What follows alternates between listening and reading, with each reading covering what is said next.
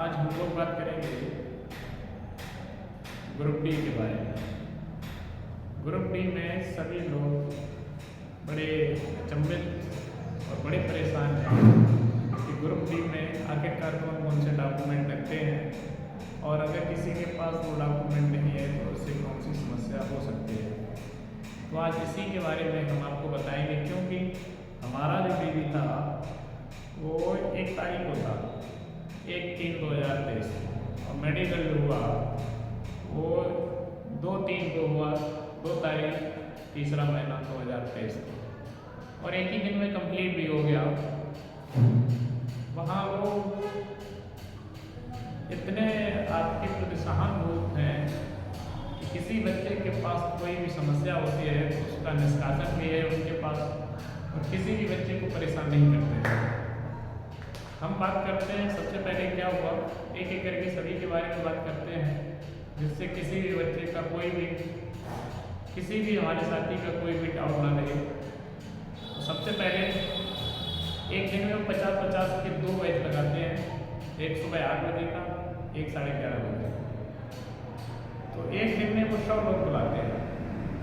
अब मान लिया आपका 8 बजे था, आप 8 बजे नहीं पहुंच पाए, तब भी कोई समस्या नहीं है, क्योंकि उनको पता है कि दूर दूर से आते हैं और किसी की ट्रेन किसी की 4 घंटे, किसी की 6 घंटे, किसी की 5 घंटे लेट होती है। तो अगर वो लेट भी आता है तो उसका उस दिन हो जाता है, आखिर उस दिन पहुंच जाना चाहिए। तो सबसे पहले क्या, तो वो एक फॉर्म देते हैं जिसमें 3 पेज होते हैं। पहला पेज होता है जिसे आपको भरना नहीं होता है, जिसमें वो लोग जो ऑथराइज लोग होते हैं, जो आपके डॉक्यूमेंट चेक करते हैं, वही टिक करते हैं कि आपके पास कौन कौन सा डॉक्यूमेंट है, कौन कौन सा डॉक्यूमेंट नहीं है, और उनके साइन भी होते हैं। तो वो सब उन्हीं का काम होता है। दूसरा पेज जो हमको मिलता है वो पेज होता है, उसमें डिक्लेरेशन हिंदी और इंग्लिश में दिया हुआ होता है। तो उसमें आप अपने हैंड राइटिंग से, इंग्लिश में दिया है तो उसके नीचे इंग्लिश में लिख दीजिए, और हिंदी में दिया है नीचे उसके नीचे हिंदी में लिख दीजिए, और नीचे आपके साइन होते हैं हिंदी और इंग्लिश दोनों में। लेफ्ट साइड में लेफ्ट थंब लगने का एक कॉलम होता है जो आपको उन्हीं की समझ लगाना होता है। उसके बाद थर्ड पेज जो दिया होता है, 13 जो हमारे पास पोस्ट प्रेफरेंस में आप कहाँ लेना चाहते हैं, उन 13 जगह के कोड दिए होते हैं, आप उनको एक एक करके कर दीजिए। जैसे कि हमारे पास लखनऊ हुआ, लखनऊ पर 4 बार वर्कशॉप हुआ, और एक लखनऊ में और है, मुरादाबाद हुआ, दिल्ली हुआ, अम्बाला हुआ, गाजियाबाद वर्कशॉप हुआ, और फिरोजपुर हुआ। इस प्रकार से 13 जगह हैं जहाँ आप अपनी पोस्ट को रख सकते हैं। उन 13 को एक एक करके चूज करके आपको लिखना होता है अपने हिसाब से। जब आप फॉर्म भर लेंगे उस पर एक फोटो चिपकाना पड़ता है, 3 नेक्स्ट फोटो लगाने पड़ते हैं जो आपके मेडिकल में काम आते हैं। तो एक वो फोटो, 3 वो फोटो, एक आपको प्रवेश पत्र पे फोटो लगाना होता है, और प्रवेश पत्र पे जो नीचे वाला होता है साइड जो आपको मिलता है उसके ऊपर जगह होती है जिसमें आपको भरना होता है। जो आपको 3 पेज मिले हैं उस पर डिक्लेरेशन दिया होता है, उसी को आपको उस पर भी भरना होता है। इसके आगे जब वो कंप्लीट हो जाता है तो फिर डॉक्यूमेंट कौन कौन सा होता है, तो सबसे पहले 3 जो पेज आपको मिले हैं वो, उसके बाद प्रवेश पत्र के पास आपका सेंटर लेवल का जो आपने ओबीसी से है, ओबीसी का सर्टिफिकेट लगाना होता है, और उसके बाद जो आपने रेलवे फॉर्मेट में बनवाया है ओबीसी सर्टिफिकेट वो लगाना होता है। अब सबसे बड़ी बात ये है कि बच्चे कहते हैं, लड़के कहते हैं कि वो किसका उस पर, और प्राइस जो होता है वो डीएम का होता है और डीवाई कमिश्नर का होता है लिखा हुआ है, लेकिन नहीं, आपका बना हुआ है। और यदि आपका उस पर तहसीलदार की मोहर लगी है तो प्रॉपरली आपका वो चल जा रहा है और वो सबमिट कर ले रहे हैं। अगर आपके पास नहीं भी है तब भी कोई ज़्यादा बड़ा इशू नहीं है, वो सेंटर का होना चाहिए। यानी कि किसी भी आप लोकवाणी केंद्र पे ऑनलाइन करा दीजिए, आप लेखपाल से फ़ोन करके मैक्सिमम 3 से 4 दिन में वो बन जाएगा।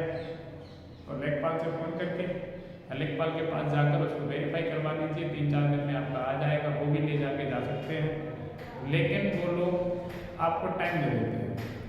अब तो यहाँ तक है कि एक बंदा हमारे साथ जो था उसके पास नहीं था, तो उन्होंने एक प्रोफार्मा बनने को दिया और बोला, और उन्होंने कहा कि इसको आप अपने हिसाब से, उसने कहा कि कितना टाइम, तो उन्होंने कहा जितना टाइम आप दे सकते हैं उतना, तो उसने जो था 20 दिन का टाइम डाल दिया। उसने कहा कि 20 दिन में दे पाएंगे, दूरी से अधिक था, इलाहाबाद से था, तो उसने कहा 20 दिन में दे पाएंगे, तो उन्होंने कहा ठीक है 20 दिन में दे देना। तो 20 दिन का टाइम डाल के आया। लोग कहते हैं 7 दिन का, 10 दिन का, नहीं, वो 20 दिन का टाइम डाल के आया।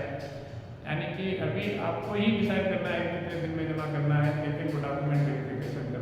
EWS जो है आपका, वो मांग रहे हैं पुराना वाला भी होना चाहिए जिसमें आपने फॉर्म भरा था, जो इनकम थी वो पुराना वाला भी होना चाहिए, नया वाला भी होना चाहिए, और जो अपना जो बनवाते हैं ये रेलवे फॉर्मेट में वो भी मांगते हैं। तो तीनों ही होने चाहिए आपके पास।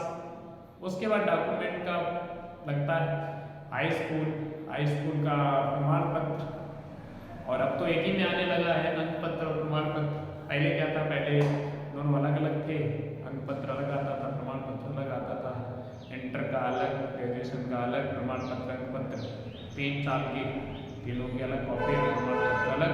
प्रमाण पत्र होना आवश्यक है। आप कम से कम हाई स्कूल का और हायर लेवल आप जो भी लगा सकते हैं, आपके पास CCC है, आपके पास DOET है, आपके पास जो भी है, आपने जो भी किया है हायर लेवल तक जो भी आपने क्वालिफिकेशन है अपनी, वो लगा सकते हैं। उन लोगों को उससे कोई मतलब नहीं है, केवल वो चेक करते हैं कि आपके पास रियल में डॉक्यूमेंट है अथवा आपके पास नहीं है। तो अगर सही पाया जाता है तो लगा देते हैं, नहीं तो निकाल देते हैं उससे, लेकिन हाई स्कूल का आपके पास तो होना ही चाहिए। और अंत में जो उनका लगता है वो आधार कार्ड और पैन कार्ड की फोटोकॉपी। उन्होंने पैन कार्ड को, अनिवार्य तो नहीं है वैसे, लेकिन पैन कार्ड उन्होंने कहा कि पैन कार्ड की भी फोटोकॉपी लगेगी, तो लोगों के पास था नहीं, तो उन्होंने तुरंत वहीं पर पास में मौजूद दुकान है उससे उन्होंने फोटोकॉपी मौजूद नहीं, मतलब आधा किलोमीटर की दूरी पर वहाँ से निकलेंगे, बैंक के पास से रास्ता है और पीछे की तरफ जाकर दुकान है, उससे पैन कार्ड की फोटोकॉपी लोगों ने ला के बच्चों ने और उसको भी लगा दिया। जैसे सभी लोगों का, कोई भी एक भी बंदा कोई ऐसा नहीं था जिसको डॉक्यूमेंट में हमारी समझ से कोई प्रॉब्लम हुआ हो।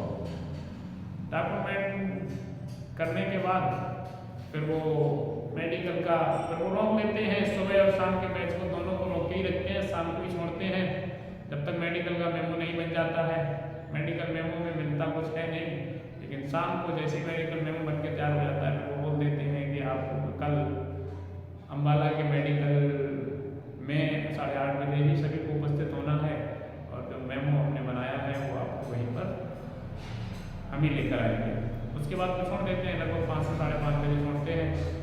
आप आ सकते हैं अपने रूम पर, जहाँ भी रहने की व्यवस्था आपने की हुई है तो वहाँ पर आप रुक सकते हैं। रुकने का सबसे बेहतर, जो दूर दूर से लड़के आते हैं उनके लिए, हम तो रुके थे, हमारे पास तो बताया गया था एक वहाँ का बंदा है, तो आपने देखा भी होगा यूट्यूब चैनल पे ज़्यादातर जानकारियाँ देते हैं, रविंद्र यादव भैया का नाम है।